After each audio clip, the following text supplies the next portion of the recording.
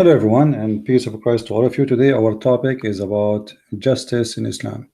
Always when we speak to Muslims about Islam, they speak about something called the perfection of their religion. And I don't know how Muslims can even speak of such a thing because I never saw such a stupid justice. And this is goes between the Quran and the Hadith. Now, please let me know if you have any difficulty in the sound. As you know, I'm using my travel equipment, which is not the same as the one I use usually when I am home. Uh, in front of us, we have some hadith coming from Muhammad, and they are in connection with the topic I'm going to speak about. The Messenger of Allah said, "Don't curse the rooster, for it awakes you for up for a prayer." So the rooster should not be cursed. And the purpose of that, or the reason for that, because Mr. Rooster, he awake you to go up to pray. Now I see that this is very logical, but I don't know how a Muslim can explain to me the stupidity of this statement. Why I cannot curse the rooster, and why even I am cursing the rooster, and what cursing the rooster will do, and why Muhammad is worried about cursing Mr. Rooster. You see, when you curse a rooster, what curse exactly mean? It's mean you invoke God to harm someone.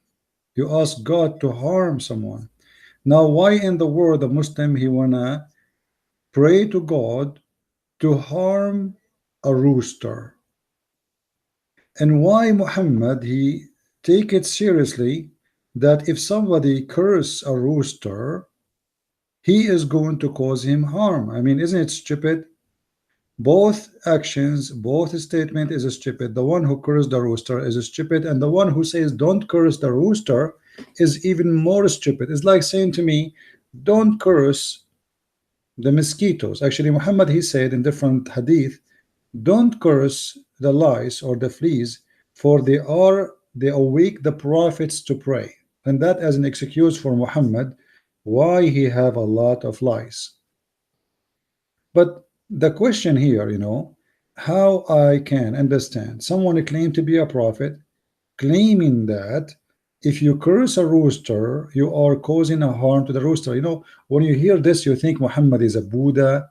He's a guy who is too much in love with animals. He is worried about animal rights. This guy, he ordered to kill all dogs, and the Muslim, they eat roosters anyway. So we don't curse them, but we kill them. We don't curse them, but we eat them. I mean, what does that mean? But obviously, Muhammad, he cannot keep his mouth shut, and when he speaks something stupid. Now, in different hadith, and this is what I'm going to talk about, but I mentioned this one because it's in connection with the other hadith. There's two guys, they did gambling in the time of the Caliphate, Umar ibn Khattab. So they came to the Caliphate, and or let's say they brought to the Caliphate, and the Caliphate he found out about them that they are gambling using a rooster. So what the Caliphate did, he said, kill the rooster. I don't know if you got my joke, which is not a joke. Two guys are gambling, and they are using a rooster as a gamble. Why you want to kill the rooster? What is the fault of the rooster? We have a prophet says don't curse the rooster, and we have a caliphate says kill the rooster. And what the rooster did, what is the crime of Mr. Rooster? Nothing. Then a Muslim he said to the caliphate, and here you will see the justice of Islam. It says here that it's reported that etc. two men they did gambling into a rooster in the time of Umar, and Umar he ordered that those roosters to be killed. A man from the Ansar, from the Muslims, said to Umar, he said to him, will you kill something which glorify Allah? So Umar he left it. That's deep. That is seriously deep. So we should not kill the rooster, for the rooster is a Muslim. but we can kill the rooster to eat him. You will notice with me here that the Muslim did not say, why you want to kill the rooster anyway? I mean, what the rooster did? Are you going to eat him? What do you want to do? Is that a punishment? Is that a penalty? It's a penalty to who? Is that a penalty to the man who play with? What about you put the man who do gambling, put him in jail? What the rooster have to do with this? He's just a poor animal. Are you going to cook him? Are you going to eat him? No. Are you going to make him shish kebab, falafel? No. Are you going to make him shawarma? No. So why you want to kill the rooster? Because he is the caliphate of justice. Kill the rooster. Sir, we found those two guys doing gambling using a rooster. Okay, kill the rooster. And then the other guy, he is supposedly smarter than the caliphate. He said to him, a brother, for the sake of Allah, are you going to kill a rooster who glorify Allah? A rooster who glorify Allah? So why you Muslim, eat rooster? You make fun of the Hindus because if you kill a cow for a Hindu, he get upset. And now the caliphate, he will not kill the rooster because you Muslims believe that the rooster, he glorify Allah, but yet you eat a chicken, you kill roosters every day, you slaughter them. So what the point of saying how you kill a rooster who glorify Allah? So you Muslim, you kill chickens and you eat chickens when they are glorifying Allah. And this is what I call it the most stupid stories you find in Islamic books. Obviously all this story, I believe it's fabricated. It's just to make you believe that in Islam there is justice, and the Caliphate Umar was amazing justice man. But there's nothing there intelligence. All what we see in front of us is a stupid story. Then if we go to Muhammad speaking about the rooster, you will see Muhammad going more stupid. Don't curse the rooster, for it's awakes for a prayer. So what the purpose of the rooster to exist in this earth? It is to awake Muslims to pray. So the rooster who live between the Hindu, what his job? The rooster who exists between the atheist, what is his job exactly? To awake the atheist to pray? The logic of Islam is very stupid. Then we continue. I'm just giving you an example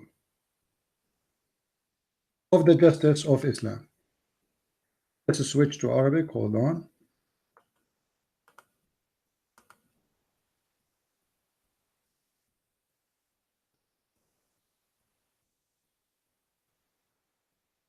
All right, let's see this one.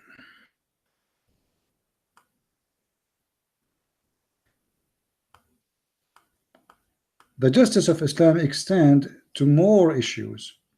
Muhammad, he put rules involving animals. You remember Muhammad, he said that the three things will interrupt the Muslim prayer, which is a donkey and the dog and a woman. But Muhammad, he added in some hadith, he exchanged the animals.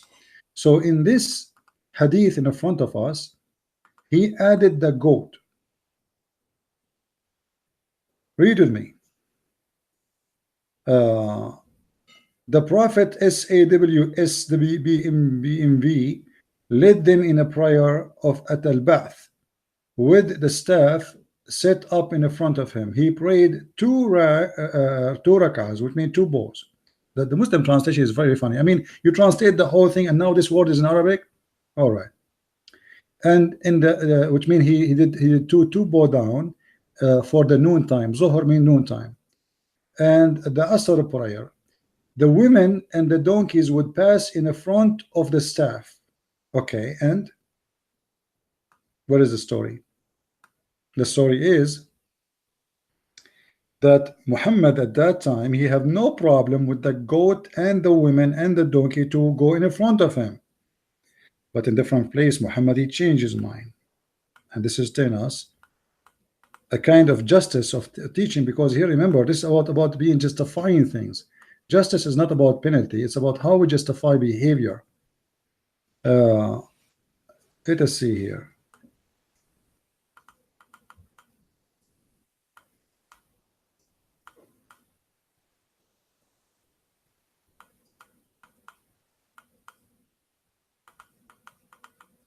Yeah, all of those, they are saying the same, But I want to show you another hadith. I hope I can find it, where in the judgment day, Allah is going to judge between two goats.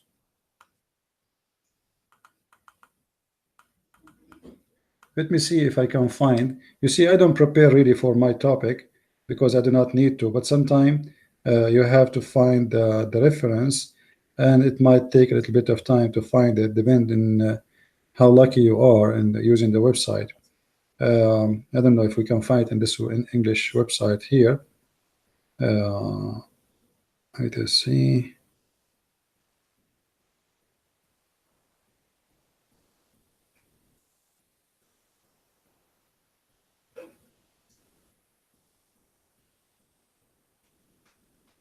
All right, let us see.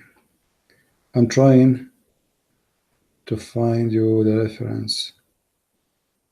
Anyway, just to make it short until I find the reference, according to Islam, in the judgment day, Allah is going to judge between two goats. One of them, one of those goats, have a horn, and the other goat do not have a horn. So Allah is going to judge, and we will ask the goat which has a horn, why you did hit with your horn the other goat. So when you hear those examples in Islam, you think Islam is a very high standard religion, and Islam really take care about everything. Everything have to go by justice. A goat fighting a goat, Allah will judge between two goats. Isn't it, this is too much really to believe? And how Allah can judge between two goats? I remember once I asked a Muslim, about when he mentioned that to me. I said to him, is Allah going to take to court a mosquito who did bite you and suck your blood? He said yes. I said, but Allah is the one supposedly who created the mosquito this way. This is what she eat. This is her food. How you can judge a mosquito for being a mosquito? This is the logic of Islam. But remember, the Muslims believe in different standard of justice when it's come to human. So suddenly you find Muhammad caring too much about a human in a way he think is the right way to practice. So if we go in the Quran, we will find this.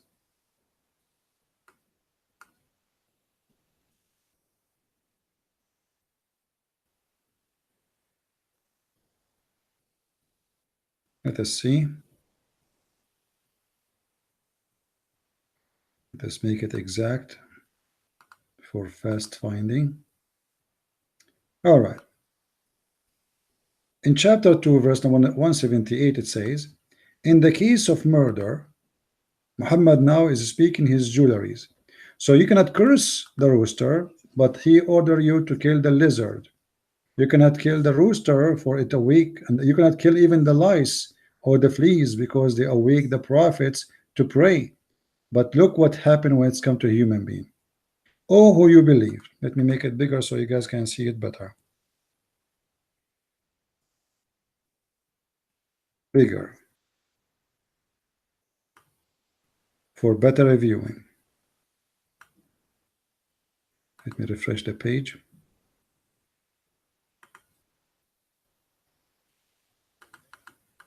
All right. Oh, who you believe in the law of equality is prescribed to you. So this is the law is coming from Allah in the case of murder. Free for the free, slave for the slave, the women for the women. Don't curse the rooster. The rooster is protected by Muhammad. You cannot curse him. If you curse him, you are doing unjust behavior. But look at Muhammad, the idiot. He took the law of Moses, which it says eye for an eye. And because he's an idiot of the village, he practiced the eye for an eye in the wrong way. So look what he said. Muhammad, he divided the human being to sections. There's a free man. This is the white man, the free man. And then there's the black man, who is the slave. And then there is the third section, which is the women. So in case of murder, if a free man kills somebody, and that man, he killed a free man, so free for the free. If a free man kill the slave, then we kill his slave. Have you ever heard of a stupid justice like this? If I kill your slave, you kill my slave? That's it? How that can be? What kind of justice? And remember here, the one is talking is Allah. This is not Muhammad. This is not Sahaba. This is not companion. The Muslim cannot say this is a weak. The Muslim, they will say to you that this verse is abrogated. Thank you very much for saying that. Why it's abrogated? I challenge any Muslim to tell me why it's abrogated. I mean, have you ever heard of a God abrogate his law about murder? This is a murder. It should be firm, stationary, and forever. Few weeks after we abrogate the verse, why? If there is any Muslim have an answer? You just gave me a law about murder. So what the problem? Why this verse is abrogated? The answer is very simple. People, they start complaining, making fun of the stupid Muhammad for such a law. How in the world, if a free man kill a free man, we kill the free man, but if he kill a slave, we kill the other slave? So now we have two victims. We cannot curse the rooster, and we should not kill the rooster before he worship Allah, but now we kill a slave, black person, just because a white man, he killed a black slave. So in order of killing, instead of killing the white man who killed the black slave, no, we kill another slave. So now instead of having one victim, we have two. In the case of a man killing a woman, what we do? We kill his women. Have you ever heard of a stupid law like this? I kill your wife, you kill my wife? This is not eye for an eye. Eye for an eye, that you kill the one who killed. You don't kill his wife. This is stupid. And this is exactly who is Muhammad. He is the man of stupidity. He heard the Jews speaking about eye for an eye. He wanted to practice for eye for an eye in his own way. So an eye for an eye, okay, you took my eye, I take yours. This is what eye for you, what eye for an eye mean. But this is not exactly what's happening here. You took my eye, I took someone of yours eye. You took my wife, I take your wife. And in which way? In like in case of murder, which means I will kill her. So you now I killed your wife, I am the murderer, and now what do? You kill my wife, so now we have two victims. Where is the justice? And what kind of justice this justice is? What is the logic of this God? Remember, the one is talking here is Muhammad, God, not Muhammad the prophet. And the proof that this is very stupid verse, that this verse abrogated immediately. I challenge any Muslim to tell me what was wrong made Allah abrogate this verse. You see, murder is murder in every time and every year and every century. It doesn't matter why it was abrogated. Do any Muslim know?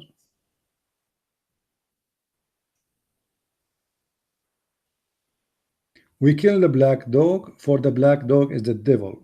We cannot curse the flies or the lice, for they are awakening the prophet to pray. We cannot curse the rooster, for they are awakening Muslims to pray. And we cannot kill the rooster because he is a Muslim. But we can kill a slave because someone else killed a slave of someone else. We can kill a woman who have nothing to do with the crime because someone he killed the women of someone else. What kind of logic this logic is? This is the exact logic we see when Islam speak about Christianity. As an example, Muhammad, he said that Allah in the judgment day, he will take the sin of the Muslims and he will place it on the Christians. Why? What is the reason? What is the justice?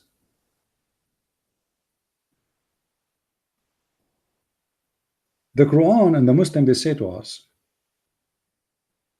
that is it fair that Christ, he died for you? I mean, you are the one who commits sin, and yet Christ will be crucified for you. Is it fair? No, it's not fair. Who said this is about fear? There is no fear in it. There's nothing in this life is fair anyway. People they murder, and the Messiah simply he was murdered. This is what the crucifixion means. Murder is to kill someone innocent. What Jesus did, nothing. He did not crucify himself. You see, the Muslims they try to make you believe that we Christians we are the one who hang up Jesus on the cross, and we are the one who wanted Jesus to die, and then they question us about if it's fair or not. Suddenly, the Muslims they know justice. And who said that Jesus killed himself? The Muslims they say yes, he killed himself. No, he did not. Read in the Bible and see where Jesus said that I killed myself or I want to kill myself. Or what he say that he is not a coward and he is willing to do whatever is going to take to prove that he loves us all. That's all. Otherwise, it was not really. Uh, he did not come to the Roman and says, "Crucify me." He did not call the Jews and say, "Hey, come and kill me." He did not. His killing, his crucifixion was not fair. And then we find the Muslims speaking about the same logic, saying that it's not fair that Jesus will carry the penalty of death for a crime he did not commit, so just to save you. But then we find Allah carrying the sin of the human being who they are not Muslims, and carrying all the sin of the Muslims, sorry, and he put them on the Christians, on the Jews. Why? What is the logic? Even if it is in the high, like in the size of a high mountain, why? There's no justice. And the Quran said that when somebody commit a crime, there is nobody will pay for the crime except the soul who commit the crime. How that can be? If you go here,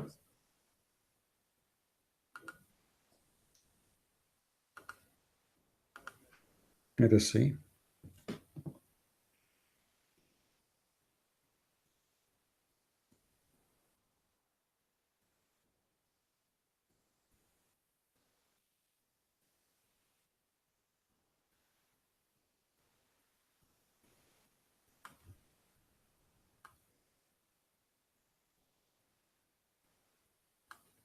Read with me here. He says, and no barrier of burden shall bear another burden, which means simply every person will pay for his crime. وَلَا تَزِرُ وَازِرَةٌ, which means, and no sin, nobody will pay for the sin for someone else. Nobody. No barrier of burden can bear the burden of another. This is what Islam teaches supposedly. Okay. So how Allah he will put the sin of the Muslims over the Christians, even if the sin is the same as mountains. Where is the logic and where is the justice? Under what rule, under what justice, under what qualification you take the sin of somebody and put it over someone else? Islam is a chain of contradictions, stupidity. It is not right for Jesus to die for saving us, but it is right that Allah will take the sin of the Muslims and he place it on us. Why? What about judging everyone for his sin? The Christian judging for their sin, the Muslims judging for their sin. No, Islam don't believe in that. Allah will not judge the Muslims for their sin. Allah will take the sin of the Muslims, place it on the Christians and the Jews. How that can be? No logic, stupidity, and stupidity is amazing. And yet the Muslims, they give you speeches about justice, speeches about what is right and what is wrong. And one of the example of the stupid justice in Islam, if you ask a Muslim, when the Christians believe in Jesus to be God, did you ask yourself how this happened? He will say to you, the Christians corrupt the Bible. Okay, hold on. Is that Bible the Bible of Allah or the Bible of the Christians? This is the Bible of Allah. So why Allah allow anyone to corrupt the? If Allah allow, I mean, that's mean He is a partner in the crime. How many people they corrupt the Bible? How many those people who corrupt the Bible? I want to know. Don't you agree with me? If this is a true, that's mean there's hundreds of millions of people. They are victims because they never nothing to do with the corruption you claim. Let us say I'm born of a Christian family today, and they give me the book and they say this is our book. So what is my fault? Where is Allah justice? Shouldn't He protect His book so I will not be a victim? No logic. Why you want to judge me of a crime I did not commit? I did not corrupt the book. I did not touch the book. I have nothing to do with the book. Additional to that, this is your book. Allah, He gave the Injil to the Christians, and He gave the Torah to the Jews, and the Quran full of verses speaking of that. So why Allah He gave books He don't want to protect? Which mean, based on this, all those books, as you see in the front of us, you can pick up any chapter you want from the verse you see in the screen. All of them confirm that this is the book of Allah, given to us by Allah, but yet Allah is a stubborn. He don't want to protect the book. So how we can be punished for such a thing? If this book corrupt, as the Muslims claim, when it was corrupt, nobody knows. They don't know. Do you have the original? They don't have. Did you see the original to compare between the original and the new? No, don't. They say to you, we found the book of Barnaba book. It says that Muhammad is the Messiah, you idiot. I challenge the Muslims to teach the book of Barnaba in their schools and to accept it as a Bible. This is how hypocrite they are. They try to say to you, this is a true book, but they will not accept the book, for they are hypocrite like their prophet. So Allah, He sent to us the gospel. But Allah don't care for the gospel.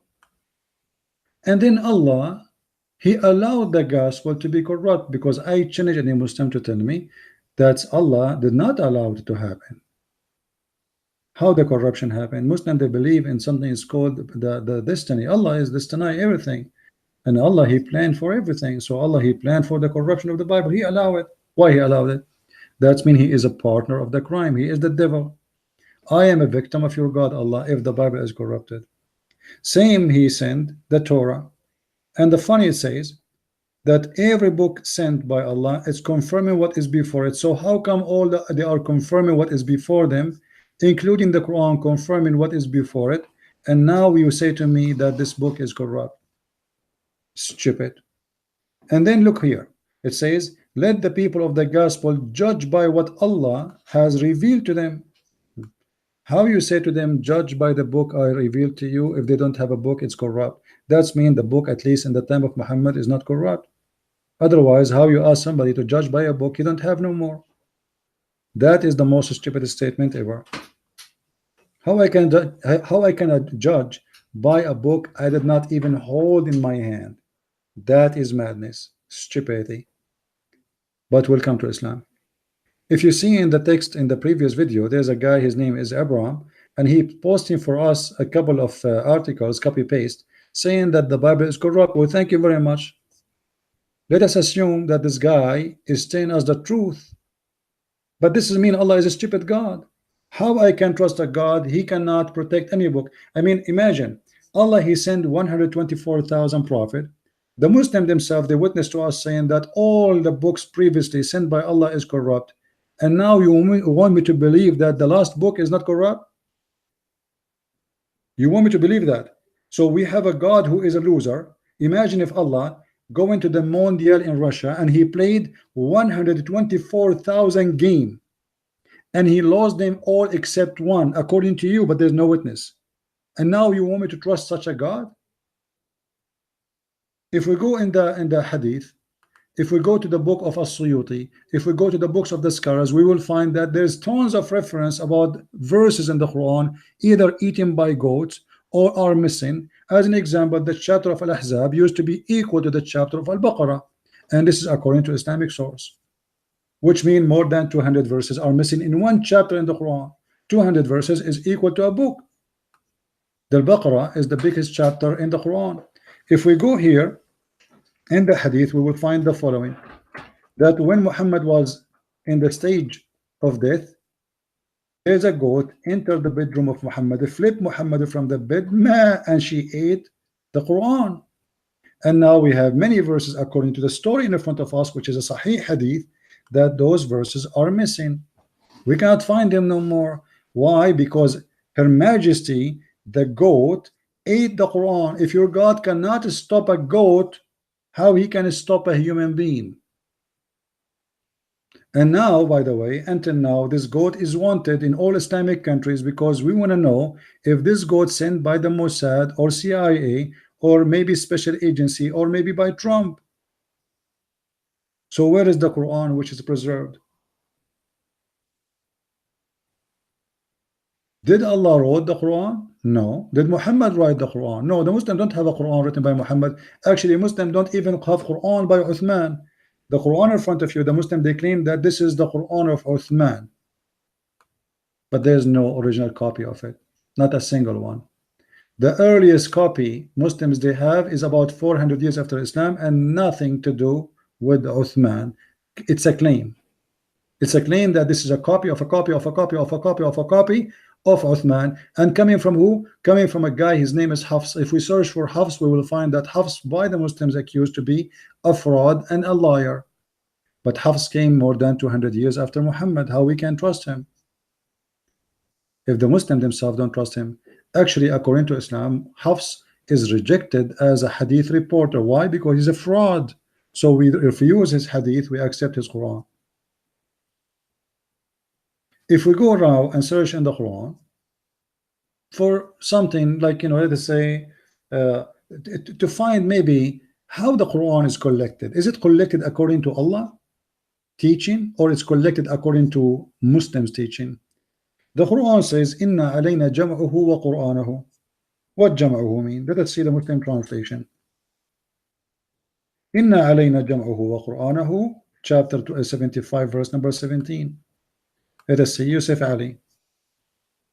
If you don't like Yusuf Ali, you can open any other idiot. All right?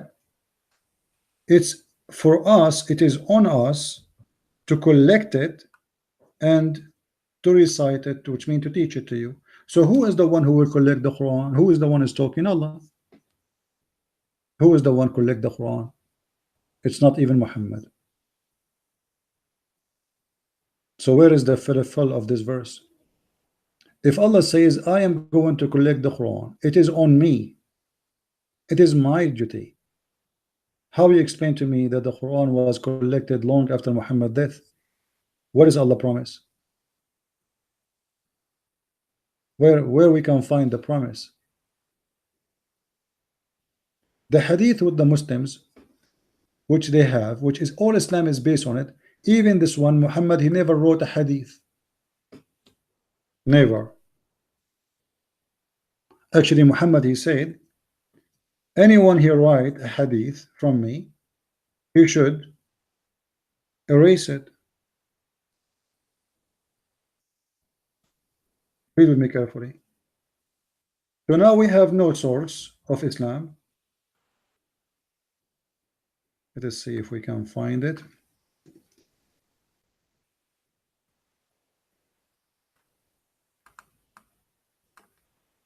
Read carefully, please.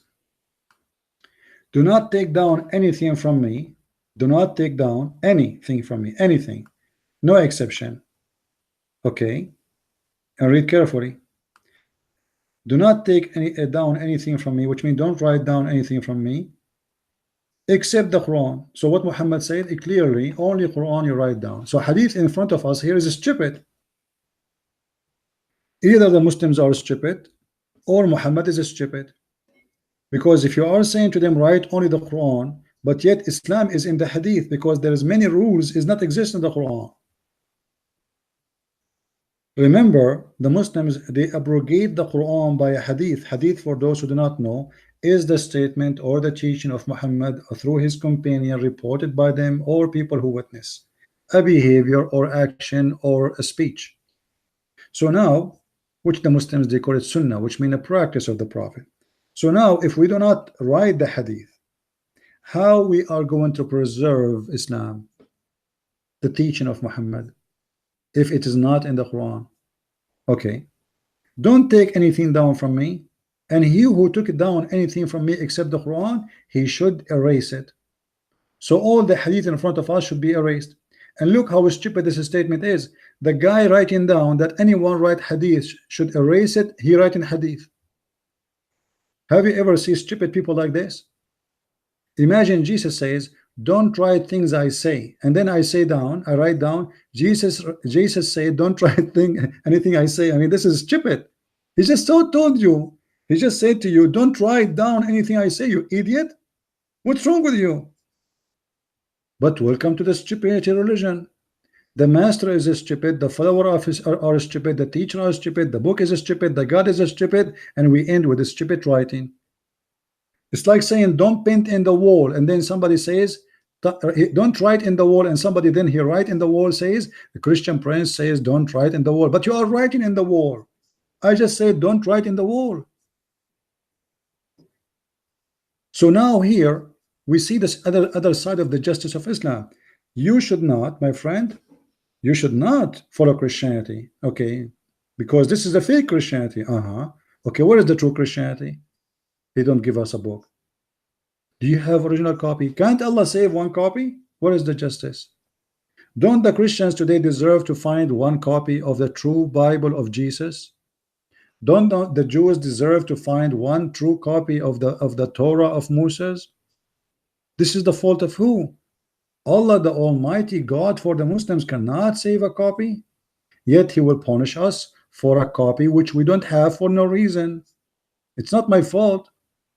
He is the eternal, not me. I live in this earth 60, 70, 80 years and I die. So why I will be punished for in a stupid justice like this? And then he sent us a guy. His name is Muhammad. His real name is Qatham. He changed his name to be the praised one. He comes 600 years after Jesus, and he never said in the Quran in the clear details that the Bible is corrupt and where. I challenge the Muslim to tell me where the Bible is corrupt, where Muhammad he said this verse is corrupted. What about correcting us? Says in Matthew, it says, etc. I say to you. He never mentioned Matthew, he never mentioned Luke, he never mentioned John, he never mentioned anyone. What kind of a prophet this prophet is? If you read the Quran, how we can find the prophets about the prophets of God? You see, the Quran mentioned 25 prophets by name. Okay, I want to find a prophet. His name is Alexander the Great. Alexander the Great is a prophet of Allah? Yes. Muhammad, he put every famous scumbag he heard of in his book and he made him a prophet. Anyone is famous is a prophet for Muhammad. Muhammad, he heard of a guy, his name is Al-Khadr. Al-Khadr is simply a story about coming from fiction story about a guy who drank from the fountain of youth, and because of that he was called Al-Khadr. Al-Khadr means Mr. Green, green. And why he was called the green? Because after he drank from the fountain of youth, anywhere he sat, the grass turned green, even if it is yellow and dry. Suddenly Al-Khadr became a prophet in Islam. Alexander the Great, who is a bisexual, became a prophet in Islam. Let me see if I can find this hadith for you. Maybe. All right, let us see.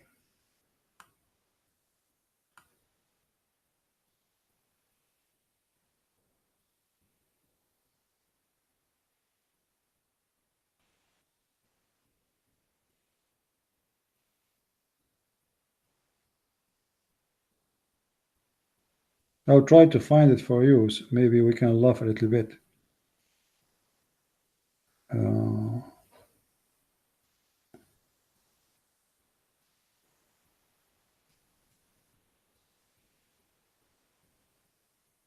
Here we go.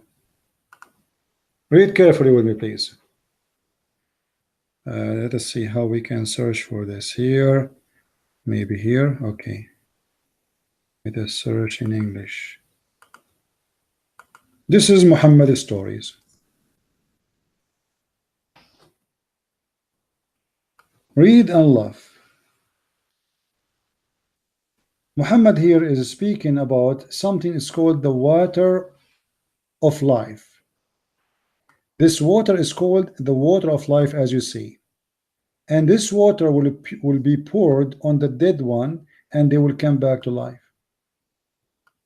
How anyone in the world can believe in such a stupid thing?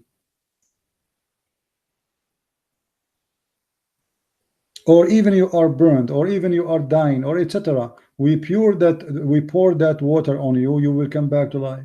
This is the fountain of youth where Al-Khadr, he drank from it and he became youth forever.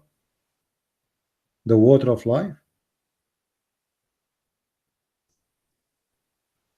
People will be like dust, people like they are burned, people they are dead, and all what we do, we sprinkle the water of life on them and they will come back to life. Let me see if I can find the other hadith about the water of life. Here we go. This is a different story. And this is actually the story of Al-Khadr and Moses. If you remember the story of Moses and Khadr, it is exist in the chapter 18, and speaking about Allah sending Moses to learn from a prophet. His name is Al-Khadr, and he is a lot greater than Moses. Then Moses, he do not know how to find him. Allah told him to take with him a fish. And because now Moses arrived to the fountain of youth, the fish jumped from the basket, came back to life. Why? Because some of the water of the fountain of youth sprinkled on it and came back to life. Because remember, this magical water, anyone touch it or drink from it, he come back to life and he will become youth. And by the way, I drank from it and now I am 17 years old. So look at this story here. When the fish run away from you, this is where you will meet the Khadr. So how now Moses will know where the Khadr is? Guys, imagine I send somebody and I tell him, you go and you keep going until you meet the junctions of the two seas. If you go to the interpretation to see what is the junction of the two seas, the Muslims, they say where the Mediterranean and the Gulf, the Persian Gulf met. But Mediterranean and Persian Gulf, they never met. This is stupid. Muhammad is copying here the story from a story of a guy. His name is Al-Gilgamesh, who go in the world. It's an old legend, very well known in the north of Iraq and Persia and Turkey, about this guy who want to live forever. He is a warrior, and then he go and he find a guy. His name is Al-Khadr, and he learn from him, trying to learn from him the secret of life, how he can stay youth, etc. Muhammad, he took the story, he put it in his book, and he made it about Al-Khadr and Moses. And then the fish after came back from life, but until now did not tell us how the fish came back to life. So Moses set out along with his attendant, which means servant, Yeshua bin Nun. Who is Nun? For those who do not know, Nun simply is a word in Aramaic mean fish. So this guy, his name is Yeshua ibn Nun, the son of Nun, the son of the fish. And they carried with them fish till they reached the rock and rested there. So they arrived to a rock. Have you ever heard of a detail like this? We are traveling in the desert and now we found a rock, as if this desert have only one rock. Amazing. Moses put his head down and slept. And then the reporter continued the story. Said, at the rock there was water spring called Al-Hayat. Al-Hayat, for those who don't speak Arabic, mean the life. So the water there, it's a water spring called the water of life. Why it's called the water of life? Because if you drink from it and you are dead, you come back to life, as simple as that. And this is how the fish came back to life. And none come and touch with the water, but became alive. If. This is a true story. Now, guys, why I want to pray to Jesus, and why I want to go to church, and why I want to be a Muslim, and why I want to be a Jew, and why I want to be a Hindu, all what I need is just to find the fountain of life, and I drink from it, and I will live forever. It looked like when you drink from this water, you became God. By the way, if there is anyone want some water of the water of life, I mean, what is that? This is religion of Islam? I'm sure many of you never heard those stories before, maybe most of you.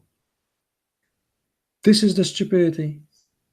So now we have a prophet, his name the Green, for he drank from the water of life, and whatever he touched, he became alive. And remember, the Mr. Green, the prophet Green, he was exist in the funeral of Noah. What? Yes, and he was exist in the time of Moses.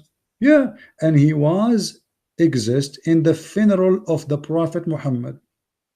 That's mean Mr. Al-Khidr is always alive since Adam, alive since Abraham, alive since Moses, alive since Muhammad, and for sure he's alive right now. How he would die? This guy, he drank from the water of life. Are you kidding me? Now, where is the justice? Because my topic is about justice. How you say to us, if you do this and this and this and this, I will save you, I will go you take you to heaven, and then we find that this religion teaching that there's a fountain, if we drink from it, we became immoral, because we became, sorry, like eternal people. We never die. Where is justice here? What justifying the existence of the fountain of life? What the purpose of it? Stupidity, fairy tale stories. And then Moses, after he washed his fish, or like let's say the fish touched this water and came back to life, this fish jumped from the basket and entered into the sea. So when Moses wake up, he asked his attendant, bring the early meal. And this is exist in chapter 18, verse number 62. The narrator added, Moses did not suffer from fatigue except after he had passed the place he had been ordered to observe. Look at the magic.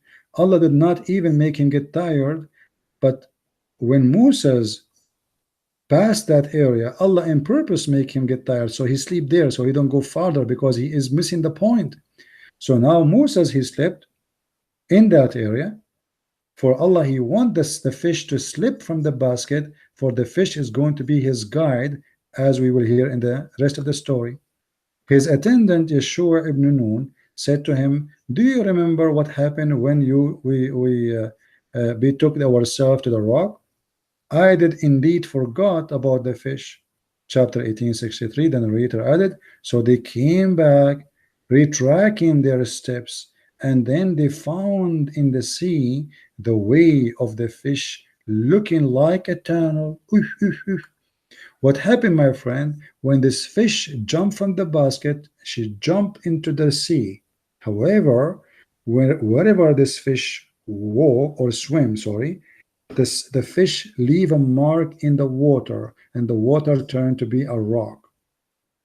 So now Moses and his attendant, his servant, they have a highway inside the ocean, which where the fish previously went through.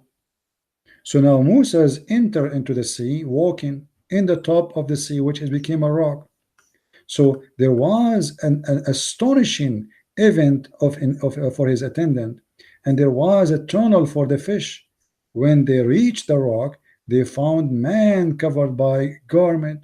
So now they walk inside the sea, which is became like a bridge in the water, and then they found in the middle of the sea a guy was covered by a garment, and actually this is a green garment.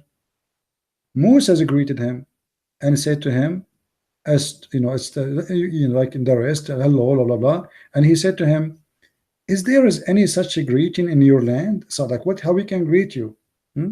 Moses said, I am Moses. The man said, Moses of Bani Israel? Oh, the Moses of the Jew? Moses said, yes. You see, Moses is even famous, and added, may I follow you so you teach me something of the knowledge? And the story continue. It's a funny, stupid story. And then in this story, you will see something very funny. And as long we are talking about the justice, and actually this is why I mentioned this is stupid story for you, because we want to talk about justice. So what does have to do with the justice? Read with me carefully.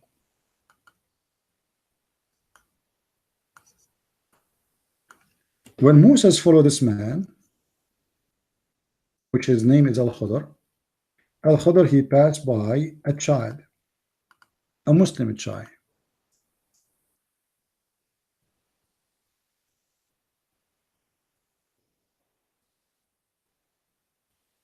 a Muslim child. Okay. Why he killed this Muslim child? Let us see.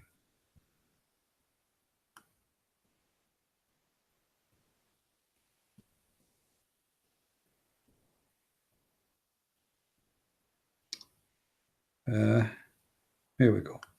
Chapter 18, verse number 74. Okay, what happened in chapter 18, number 74? It says that Al-Khadr, he saw a child, and this child was just a Muslim child playing with other children. So when they proceed until they met a young man, it doesn't say man, this is false, this is not a man, this is a boy. So he slew him, Musa said, has those to slew an innocent person who had slain none? What is justice? Why you kill this boy? Al-Khadr answered, he said to him, I told you, you will not have patience with me. Now Musa looked like an idiot. The guy, Allah ordered him to learn from Al-Khadr, and Musa is not listening. He keep asking, and he have an objection for the behavior. Musa, I said, if I ever ask thee about anything after this, keep me not, so kick me away from your company. And then they proceed, and etc. And then after that, we will find this Al-Khudr. He explained why he killed the boy. Why he killed him. Read with me carefully. As for the boy, his parents were people of faith, and we feared that he would grieve them by obstinate rebellion, and etc. So this boy, he feared that he will not be a good believer. So what we do, we kill him. What is justice? All the Quran teach, supposedly, that nobody will pay for the sin of somebody else, and nobody will pay for a crime did not commit. This boy did not commit the crime yet. How you do such a behavior? Remember, this man is doing the order of Allah. A boy is getting killed, and he is a Muslim boy from a Muslim family. His family are believers, yet he will be killed just because we feared. What do you mean we feared? What does that mean? And if this story is true, that means everything we have in life is false. Why? Because here we go, I am a Christian prince now, and I am a man. Why Allah, he don't fear that when I grow up I will be Christian prince, and he killed me since I was a kid? Why he did not send me one of the Muslims to kill me? Which one is more dangerous to Islam, this guy, this boy, or me? And are we saving what we are doing exactly by killing this youth? Like, what exactly happened now? So what judgment day for? And what the punishment of the guilty for? And what is sin mean if we kill children when they are children just because we fear that they will be rebellion?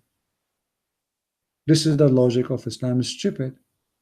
You know, the Muslim, they say to you, in the Old Testament it says that God, he ordered to kill children. You know, but the Muslims believe in the flood of Noah. They believe strongly in the flood of Noah. So what's the problem now? Hypocrisy. The flood of Noah killed everybody. Women, children, kids, old, young. It's a flood. Suddenly, there are people who don't accept the death of anyone unless he is guilty. Oh, here we go. What is the guilt of this child? Nothing. If you go to the interpretation of this chapter, you will find that this person was slaughtered in a very ugly, disgusting way for no reason.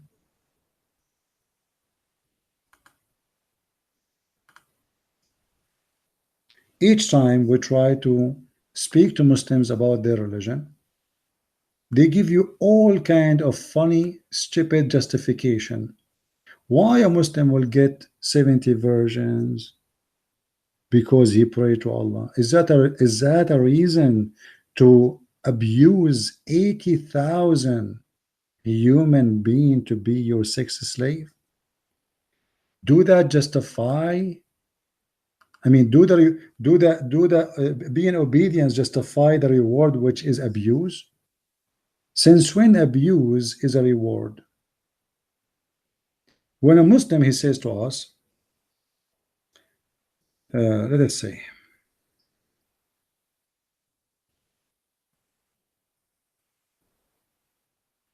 let's see if we can find you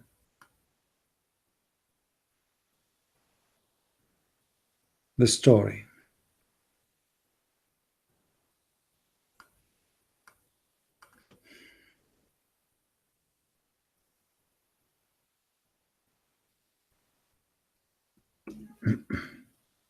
All right. What is the lowest reward for the people of paradise? Read with me, Allah. This is justice and this is religion. The list of people in paradise, this is the lowest. This is the bad Muslim. This is not the good Muslim.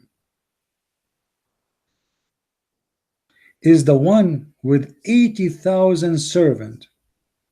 80,000 servant. I pray to Allah 5 times a day, and because I did that, Allah will enslave for me 80,000 human being. I mean, this is justice, obviously. Can you find more justice than this? This is the most disgusting promise ever. This is slavery even in heaven, and the slavery in wide number, mass number. 80,000 servant, and they will be, by the way, boys. They will be serving me. Where is the justice? Do the reward match with justice? The reward itself is a reward of disgusting. This is abuse. The punishment in Islam is an abuse. It's not justice. As an example, the Quran speaks about crucifixion. Muhammad himself, he heated nails and put it in the eyes of his enemies. He cut their hands, he cut their feet, he tortured. Where is justice? If somebody, in case of murder, kill him. If somebody kill, okay, kill him. Why you want to crucify him and cut his hands? Are you a pagan Roman? In the Old Testament, it says, cursed is the one who is hanged on the tree. Who is that one is cursed? Is the criminal who hanged on the tree. But this is not the punishment of God. This is the punishment of the Roman. So those who they do usually hang in the tree is the thieves, criminals, etc. But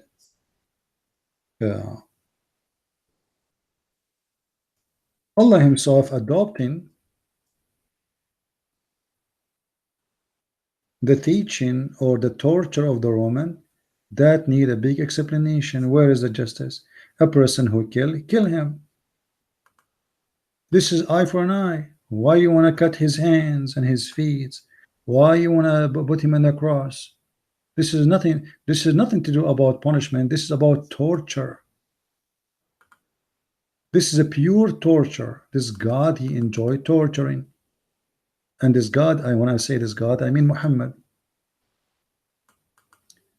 You see, when people, they see a video of ISIS saying ISIS is crucifying somebody, putting nails in their eyes, cutting their feet, cutting their hands, they say ISIS is not Islam. This is Islam, my friend.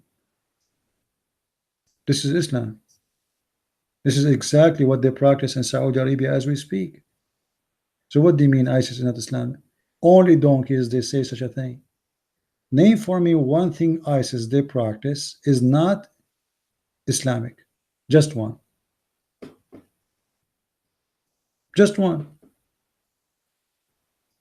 Even Muhammad, he said about a group of Muslims who they are not attending the prayer for Friday, he said, I was going to order my men to grab some wood and burn them in their houses for not attending the prayer. Ali ibn Abi Talib, the cousin of Muhammad, he burned people alive. Alive. And the rest we know. Cutting hands, cutting feet, beheading, torturing. This is what this religion is about. Where is justice? Heaven of Islam, there's no justice in it. Allah will create for me, if you guys have my books, or especially the last book, which is 6 and Allah, you will see how disgusting the promises of this God in the heaven. When this God, he promised me women I never met, I never saw, I never know any one of them, and those women are designated for my sexual pleasure. Where is justice?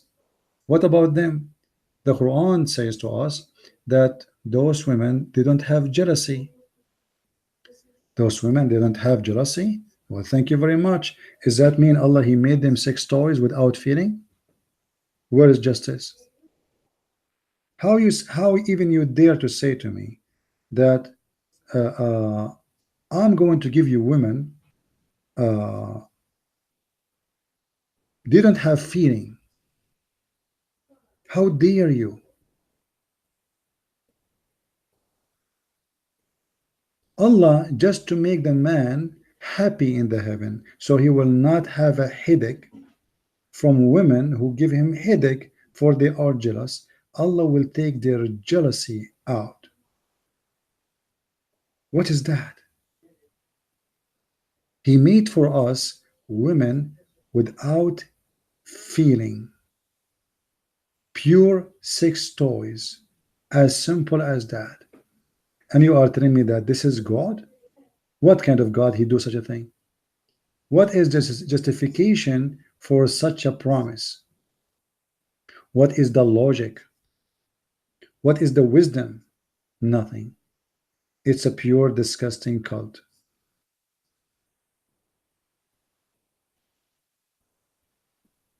Make me happy and make them my sex slaves for eternity. How anyone can accept that? And then he promised me boys, as we showed you, 80,000. This is for the lowest reward. Lowest reward.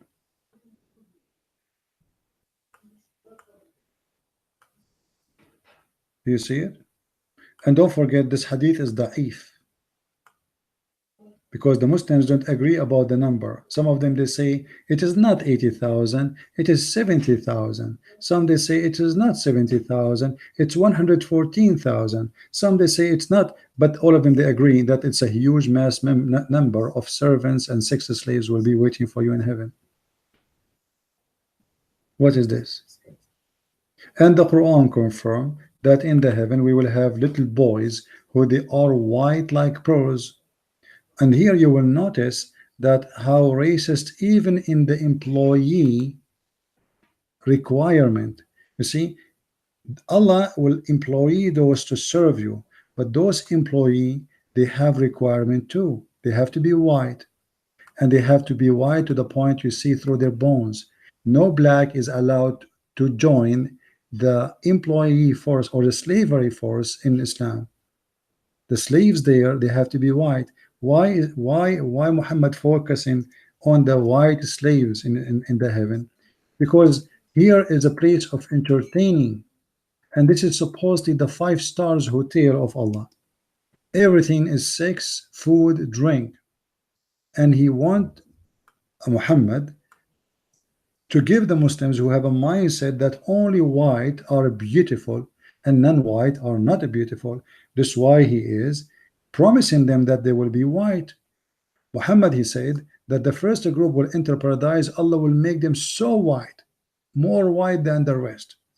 If we go to chapter 82 verse number chapter 27 verse number 82, you will see how Allah will make all the Muslims by an animal. It's called a jassasa, all of them pure white, and all non-Muslims will be black. And now the heaven is not going to be enough for them, satisfying enough, unless everybody there, including the sex slaves and the servants, are very white. This is why the Quran described those boys as pearls, as we read here. All those verses in front of us. Let us see this one first. Chapter 52 verse number 24. Can any Muslim explain to me why they are described like this? They are so white like pearls. So those are little boys who Allah created them to satisfy your desire. And what is your desire? Is to have beautiful boys who they are naked, wearing no clothes, and they are around you. And by the way, the Quran says they will never bleed. But the Muslims, they say, oh, bleeding here does not mean bleeding from sex. It means they will not get drunk. But those are the servant, my friend, supposedly. And servant don't drink. The drink and the joy of a drinking is only for the masters. And the Quran and the Hadith give us a clear description that those women are so white too. So the Muslim will be extremely white. The women, they will be extremely white to the point their whiteness is disgusting. So you can see through the bones, the marrow of their bones, because Muhammad always exaggerate with his lies to satisfy the desire of those Arab Muslims who they are obsessed with the whitening or the white women. This is why we don't see any promise of African women in heaven, or Indian women in heaven, or Pakistani women in heaven, for they have to be extremely white. You cannot be Asian and Allah will hire you. You are not welcome. Sorry, Allah is a racist God. This is the God of the Arab, and Muhammad is very racist. He only like especially very white women. This is why in the Quran he said, in the tafsir it says that when Muhammad he asked the Muslims to invade the Roman, he told them, attack the children of the yellow, as they call them, the children of the yellow, which means they are blonde, so you can get the girls, the yellow girls. Don't you want to get the blondie? And then one of the Muslims, he said to Muhammad, oh, don't tempt me with the blondie women. So Muhammad, he made a verse about it in the Quran, about a guy who is supposedly a hypocrite. We said to Muhammad, don't tempt me with women. I don't want to go to war. ومنهم من يقول إذن لي ولا تفتني. Chapter 9, verse number 49. Please, I apologize. Don't invite me for such a war by tempting me. You see here into trial. What trial? It's about temptation. You can go and read the interpretation. The guy, Muhammad, he was promising them, saying to them, well, we should go and attack the Roman, the people, the yellow people, so we can get their girls, so we can get their daughters. So one of the Muslims, he said to him, oh, hold on. You are seducing us to go for war for women? Muhammad, he got upset. And he found that he himself got busted, for he's an evil man. So he said, the man who said to me, don't invite me for war by temptation. Muhammad, he did not say let us attack the Roman to spread Islam. He did not say let us attack the Roman to preach to them or to reach out to them. No, let us attack them so we can get the blondie. And the man spoke about, and this is in the interpretation, not my statement. And then Muhammad, because now he got busted, obviously he's an evil man. Where is justice in this? You want to attack your neighbors just to get the blondie girls, their daughters? Is that what the religion is about? We attack the neighbors to get the blondie girls, so we rape them? So he is tempting them, saying to them, don't you know that they have a blondie girls? Don't you want to have a girl, she have a blonde hair, white skin? Come on, let us attack them. And this man, he said to him, and now it became part of the Quran. Imagine, Muhammad, he have his answer ready. Allah told me the guy who said to you, don't tempt me, he's a hypocrite. Who is the hypocrite? The hypocrite is the one who says to his followers, attack the neighbors so we can get their girls. Where Jesus said, go and attack the neighbors so we can get the white women. That is disgusting. Where is justice? What is logic? What is God? This is what God is about? We attack the neighbors to force the neighbors to believe in God by raping their girls? You see, the Roman, they never invade Muhammad. Never. Muhammad, he prepared himself to invade the Roman, and he was not successful. Muhammad died and he could not accomplish anything with the Roman. The success was after Muhammad's death. So here we ask ourselves again and again, where is justice? What is the justification of Muhammad army to invade Egypt? Nothing, except they say to spread Islam. And spread Islam by taking the money and the women of the people, by taking the land of somebody else. What about sending preachers the same as the Christians? The Muslim, they say to you, do you know what the white man did to the American Indian? What this have to do with our topic? Nothing. Nothing. The white man, he was enslaving black people too. But this is not according to the teaching of Jesus. Black people who they are Christians, who became a Christians, they were enslaved. But this is history of a human being, ugly, have nothing to do with Jesus. The African, in certain time, they enslaved the white man too. The whole nation of Israel was enslaved by the African Egyptian. All the nation. And this is written all over the Bible. So both they enslave each other. Both. But here what we see in front of us, a person justifying what is he called from God for an ugly reason, not for the sake of God. He want to get the blonde girls. The same as he is justifying that God will give you 80,000 virgin or a child to serve you in heaven or to have sex with them. What is the excuse? You were praying to Allah 5 times a day. I mean, what is the what a disgusting reason. What about I go to heaven and that's it and make me happy? Do I need to have 80,000 slave for sex? There's no justice. Can't God reward me without abusing someone else? Do you really feel good if you go into a palace in heaven and you find that there is 80,000 human being under your shoes and they will be there for eternity? Slavery in earth is a lot better, because slavery in earth, maybe one day you can get your freedom, maybe you can run, maybe you will die and that's it.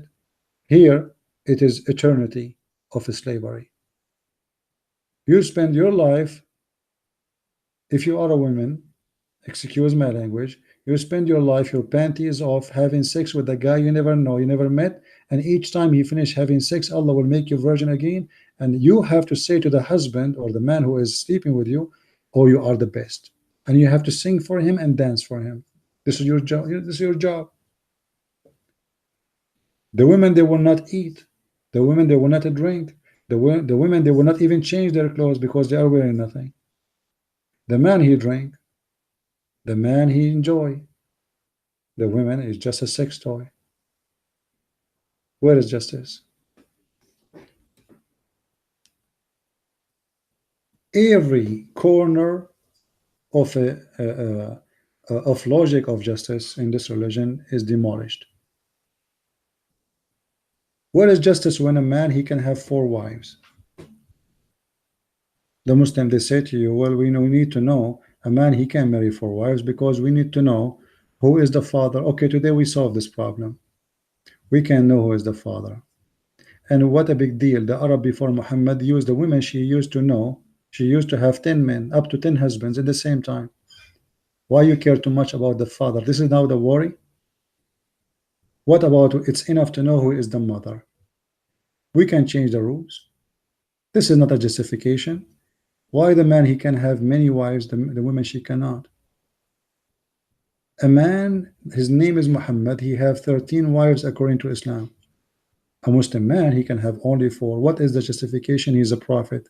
So if you have a higher job, you get more women? What is the logic about God? You are a person who is the best example about religion, but yet you are a person who don't want to follow your own law. So everybody can have only 4 maximum, but Muhammad, he can have unlimited number of wives and 6 slaves. Why? Because simply this is a religion made by the man for the man. There is no justice. Muhammad, he have the 5th of every attack to his pocket. Where is justice? Even the thief Muhammad, he is not justice with his thieves. Any Muslim woman, she can give herself to the Prophet to if her, excuse my language, but that cannot happen to a normal Muslim.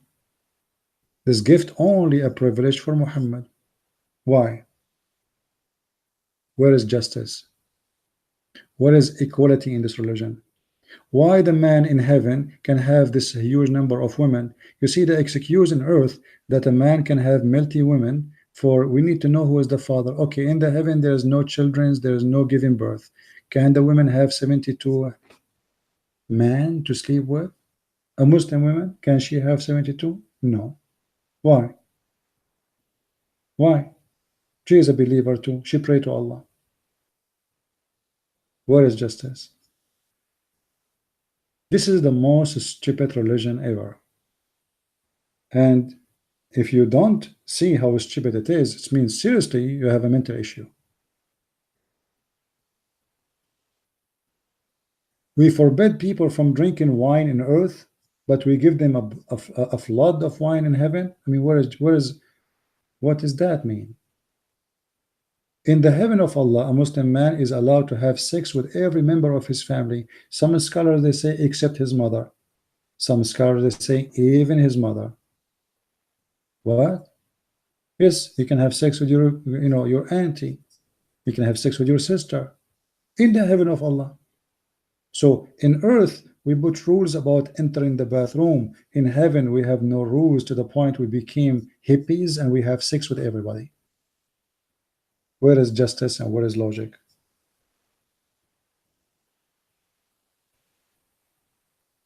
The more you learn about this cult, the more you find out that this is the most stupid, dumb religion.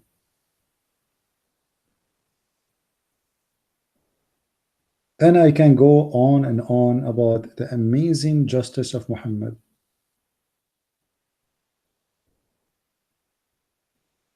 Muhammad, he allowed that Muslim men, they can have sex with their slaves. Okay, can a Muslim woman have sex with her slaves? No. Why? Why the man he can have sex with a slave, the woman she cannot? Nobody knows. For the justice of Islam is weird. It's a religion made by the man for the man, and the man, he need to be happy. So God of the man, he do everything in his hand to make the man happy, for the God of the man is a man too. His name is Muhammad, and he is a sexual perverted man. So in order to satisfy his needs and the needs of his own warriors, because this is what he cared for, the women are the weak one. He do not need them. He need those who carry swords and kill. So he made and he did his best to satisfy their sexual needs, sometime by giving them their sexual needs immediately by attacking the neighbors, raping their women, or by giving them false promises about sexual heaven full of abuse.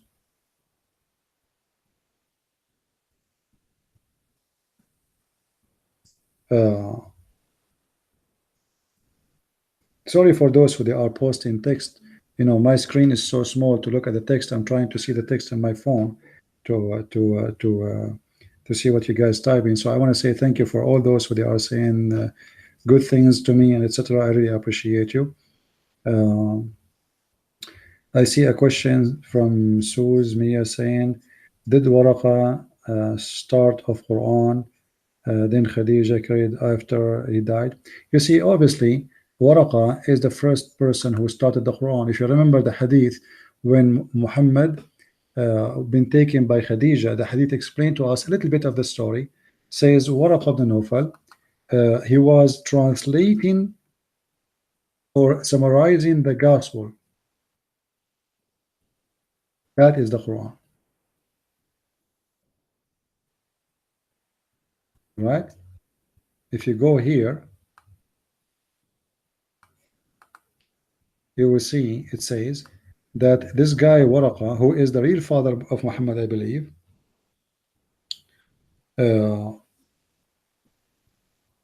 he was writing what the Muslims called the Arabic gospel.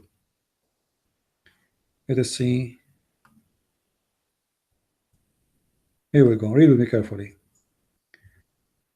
Waraqa was the son of her paternal uncle, i.e., her father brother, who during the pre-Islamic period became a Christian. Not a Christian, this is true. He became Nasara, and used to write the Arabic writing of what?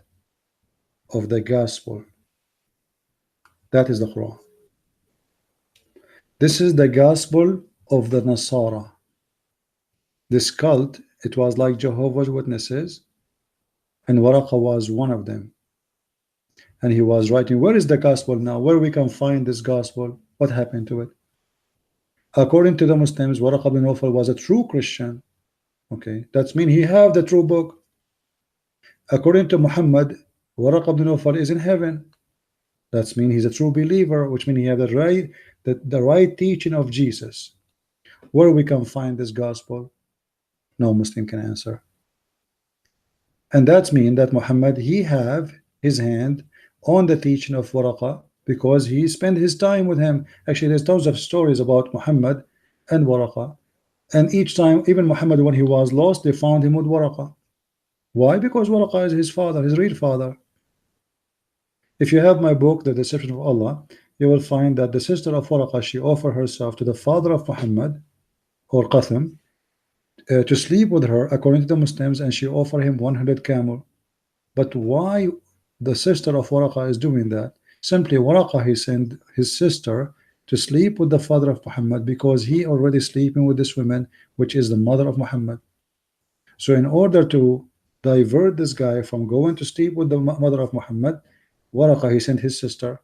But his sister, she could not make it because Muhammad's father, he told her, I will come back to you to sleep with you after I finish with Fatima. With Amina. So Muhammad, father, he went supposedly, according to the Muslims, he went to his mother, slept with her, and then he came back to the sister of Waraqa to sleep with her, and then she said to him, I changed my mind. Why? Because now already it's too late. He slept with her. As simple as that. Which means obviously she was sent by her brother, and in order to keep him away from that woman, but it's too late. But if you go and read the history, you will find that this man, he is involved in everything in the life of Muhammad. And you will see that when this man, he died, Muhammad tried to commit suicide. And this is telling you how much he is attached to Waraqa. If you read with me here, it says it clearly. Uh, After a few days, Waraqa died, and the divine inspiration was also paused. So Muhammad is not receiving Quran no more. Why? Because he was receiving from Waraqa. Waraqa is the one giving Quran, which is the gospel of Islam, which is the Quran. So Waraqa, he died, Quran died with it. There's no more Quran. And then what Muhammad he tried to do? He became so sad, and he tried several times to kill himself by throwing himself from the top of the high mountain. And each time he tried to kill himself, the angel Jibril appeared to him, and he said to him, Prophet, don't do it. You are truly a prophet of Allah. Read with me. And every time he went up to the top of the mountain in order to throw himself down, Gabriel would appear before him and say, O Muhammad, you are indeed Allah messenger in truth. Whereupon his heart would become quiet and would calm down and would return home. Obviously, this is a behavior of somebody crazy. I mean, it says each time. Look what, this is not something he did once. And every time he went to the top of the mountain to order to throw himself. How many times he died that? We don't know. 50, 60? Obviously, this man, he is suffering from mental problem. And why he is doing that? Because Waraqa, he died. And what happened when Waraqa died? Inspiration stopped. What is the connection? Why Allah don't send Quran to Muhammad? No answer. Simply, I know the answer because Muhammad was receiving from Waraqa.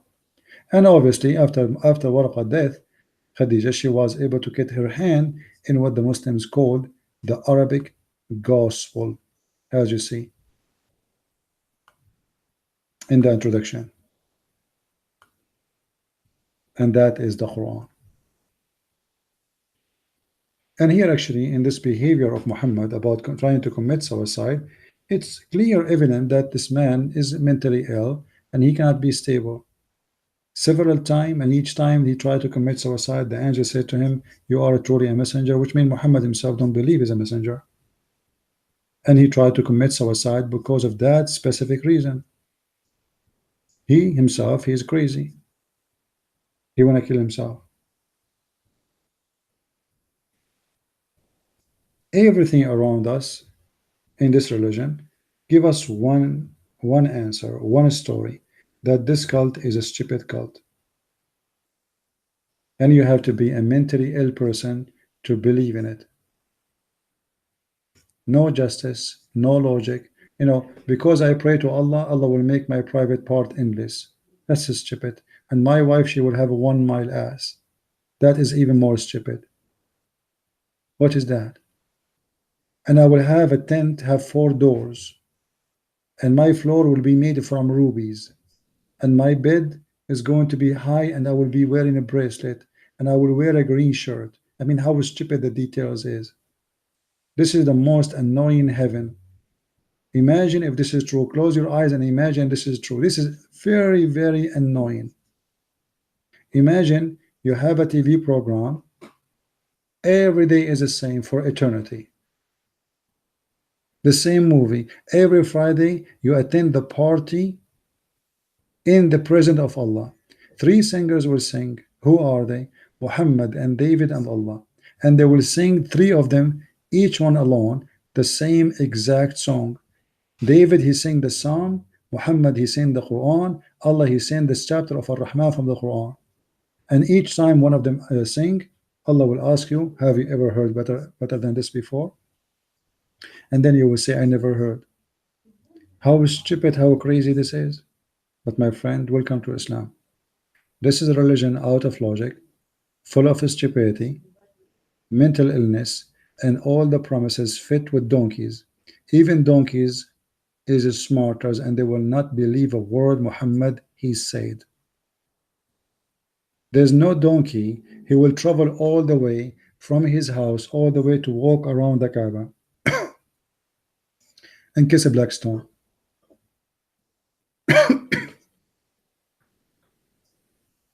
All right, guys, my throat is getting dry. I have to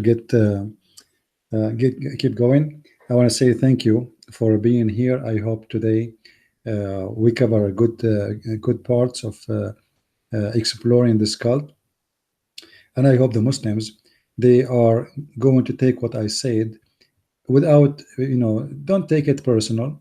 Think about it. Think about it. Where is the logic? Where is the what this religion about? There's God. I believe in him. I go to heaven. He will make my penis endless. He will give me a woman. Her boobs is round, as the Quran described, and they are firms. I like firm boobs. I don't like them to be down. I mean, what this is about? Like the guy, he said to us in the Old Testament, there's a song speaking about the sperm of animals. So this is like this is, you see, they cannot even divide between a man talking and God talking. If God he says something, tell me what God said. If a man says something, this is what man said. Our book, my friend, is the book of books. The Bible is not a book only word of God. When we say it is the word of God, this is generally speaking, but in the book you will see even Satan talking. Satan said to God. Here we are showing you what your God is saying, what your God is teaching, what your God is a promises. The promise of your God is a promise of pimp. If you show me a song made by Solomon, well, this is a king. He is making a poet. He is not God. He's a man making a poetry. He speak about things, it might look sexual for you, but he's speaking about his city. Have you ever heard a woman, her chest grow grass in it? Or you are stupid? So if I say, oh, it's a beautiful, and she have and the grass over her, with grass, obviously I'm speaking about something else. But because you are trying to find a defect You try to divert the meaning. When I speak to Muslims about the Quran, I find the meaning of the Quran in as Muslims they believe in it, and not the Muslims in the internet. I'm talking about the scholars, not someone like Zakir Naik who try to cover the truth. We know we speak about scholars of Islam who they are accepted for centuries, not someone like Harun Yahya who made tons of books about the science and the Quran, and now he is arrested. They found that he is abusing children's for sex. He is arrested right now in jail. Go check the news. Harun Yahya. Go type his name in YouTube and see the girls dancing in his party who is doing da'wah to Allah. He is the one who spread what is called Quran and science. All the lies you have there. And the Muslims copy paste.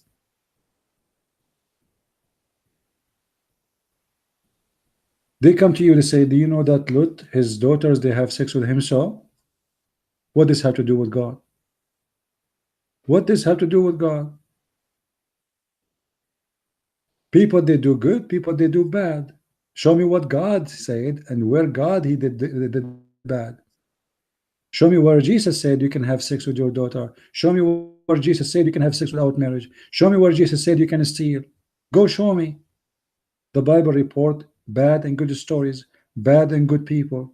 We are human beings, we do bad. Actually, we do bad more than good. So the Bible, because it's the book of honesty, it report stories and some of them about bad behaviors of people who did bad. You ask yourself, first of all, do you think the Jews did not see these stories for centuries? If they are corrupt in the book, why did they not take it off? Why the Jews did not take it off? That is a clear evidence that this book never been corrupted, and you are stupid. This is the first thing to take off, if it's a choice. But there is no way in the world you can convince any Jew to take a line out of his Torah.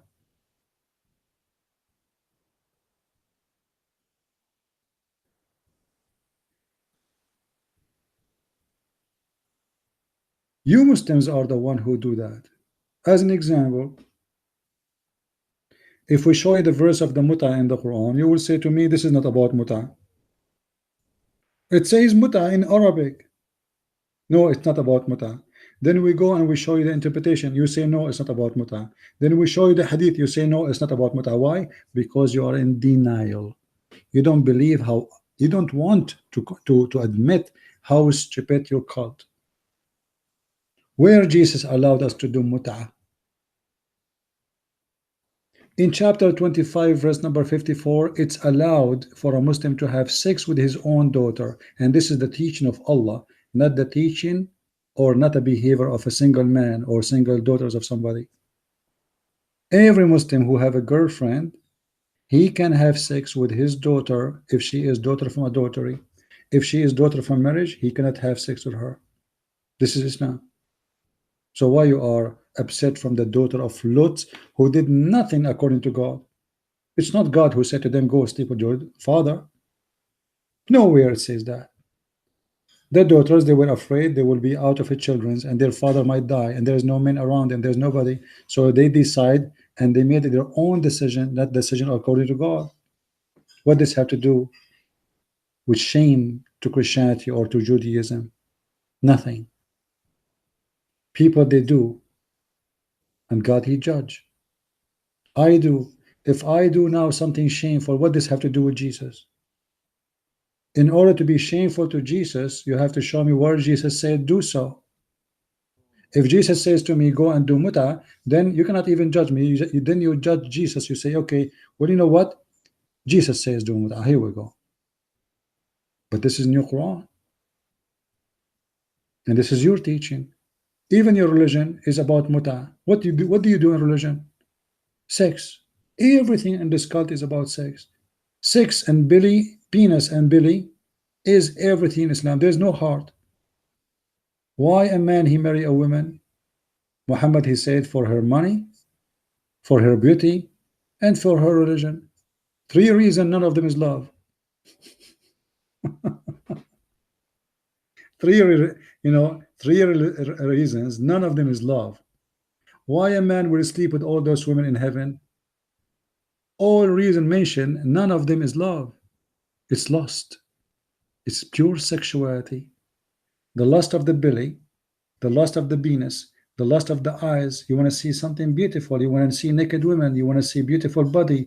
You want to see beautiful private part. You want to have 70 years orgasm. Where is love? No love. What I will do in heaven? Am I going to live in love? No, I will live in sex. You will be a perverted creature who have nothing to do in life except playing with your penis. This is reality. Why people don't want to say it as it is? What do you do in heaven when you go? What exactly your program? Let us say in heaven you don't, according to Islam, you will not sleep. You will not get tired. Okay, what do you do? Sex. Sex non-stop. Eating and sex. A sandwich in your mouth, a penis in the other hand. This is the truth. You are addicted creature for sex and food and drink. This is all what you do. What is your love? You will be loving who there? Which wife? Which women? And the funny, Muhammad described the whore that all of them, they have the same face, the same voice, the same name, the same hair. Imagine we open a website for dating and everybody in the heaven of Allah look the same. By the way, even men, they look the same. Every Muslim man will be there in the heaven, look exactly as other his Muslim brother. Same face, same height, same tall, same age. All of them, they will be having the face of Joseph. All of them, they have the age of Jesus, 33 years old. All of them, they have the same hair, the same eyes, the same voice. Same for the women. All the hur, not the wives, all the hur, they will have same face, same voice, same eyes, same lips. Everything is exactly copy. I mean, how silly that is. Imagine we open a website for dating in Islamic heaven. All women there, their age is the same, have the same face, have the same name, and they sing the same song, and they have the same profile. And that's exactly what will happen to the Muslim men. All of them, their name is Joseph. All of them, they are 33 years old. All of them, they have the same height, the same eyes, the same voice. What's a silly religion? And you are telling me Islam make sense? What makes sense about it? And you know, what the point of having 80,000 women for sex if all of them, they look the same? If I sleep with one, I sleep with all. And not only that, each time you sleep one of them, Allah, He make her virgin, and then she said to you, "Oh, you were the best in bed, man." But this woman, she never have sex with anyone else. How? What do you mean? She says to me, "I am the best." What does that mean exactly? What is the point? This is the teaching of a perverted man. He want to satisfy you, make you feel proud of yourself. Ah, you are the goat, you are the mule, you are the one who his penis is powerful. So after you finish sex with her, and the angel, he will come and he rub at your shoulder, says, "Please, brother, next woman because she is burning." You are right. This is heaven. This is pimp house. I better go to Las Vegas tomorrow. And the most funny thing about Muslims, they speak about logic. They say to you, it doesn't make sense. Show me one thing of the teaching of Jesus does not make sense. Show me one thing Jesus he did can be proven to be crazy or stupid or sick. Love your enemy. Don't divorce your wife. Don't exchange women. Don't hurt the children. Don't hate. Don't kill. Don't steal. Love everyone. If somebody asks you for your coat, give him your dress. If somebody asks you to walk with him a step, walk with him 1,000 steps. If somebody slam your right cheek, give him the other one. Tell me what Jesus said is not qualified for you to be fallen, and you follow Muhammad. Let us say, for the sake of argument, the Bible is corrupt. Show me one thing Jesus he said in this Bible is sick.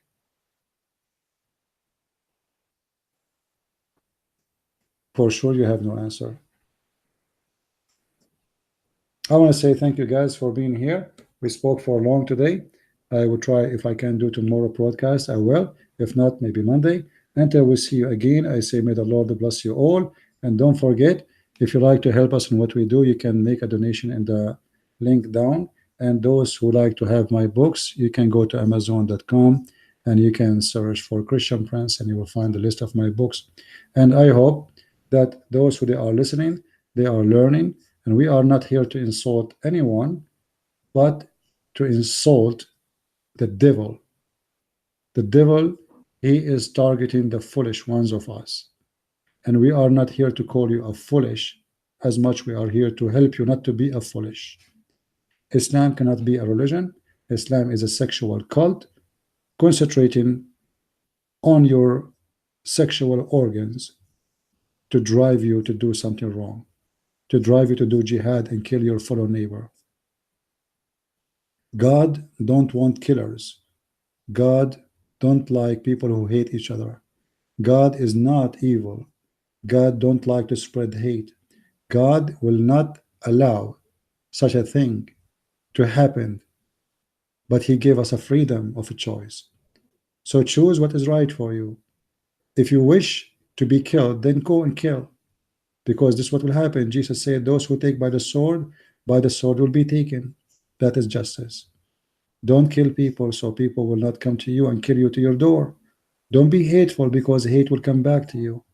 People who live with hate, they die with it. They are the first victim. Your hate will kill you. And Jesus is the only one who freed us from our hate. I hate no Muslims. With all the threat I receive, with all the cursing, with all the names calling, I hate no Muslim. For a very simple reason. I'm not stupid. I know that those people are victims of the stupidity of this cult.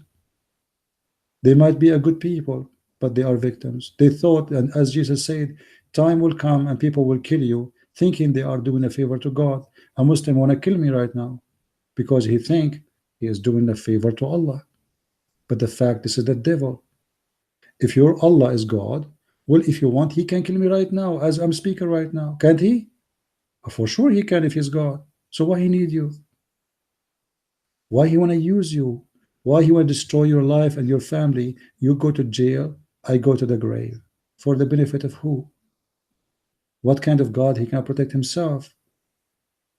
What kind of God he need people to defend him? I do not need to defend Jesus. If Jesus is God, he would do what he need to do. If he is the God Almighty, he is the in control of Judgment Day.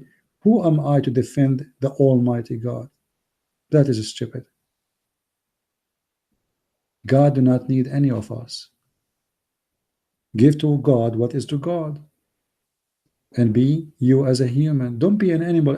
Even animals don't kill unless they are hungry. You might walk next to a wolf, but he will not attack you. Why? Because he's full. His stomach is full. He look at you and he keep going. Can't you be a wolf who kill only if he is hungry? Maybe you cannot, because you are following Muhammad, who wanted you to be a walking killer, a tool of killing, a person who is proud and dancing from happiness for evil behavior of killing a human being, the same as we saw Muslims dancing in 9/11. Why you want to dance for the death of 3,000 people burned alive? What make you happy about that? Evil. Evil. I will not be happy to see Muslims dying anywhere. When tsunami happened, the Muslims were crying from happiness. Happiness, not sadness, because they thought those who they die, they are the kuffar. But the fact later they found that they were Indonesian Muslim like them. Thank you guys for being here. May the Lord bless you. And until we see you soon again, Christ is Lord, Islam is false. Amen to that. Thank you very much. God bless.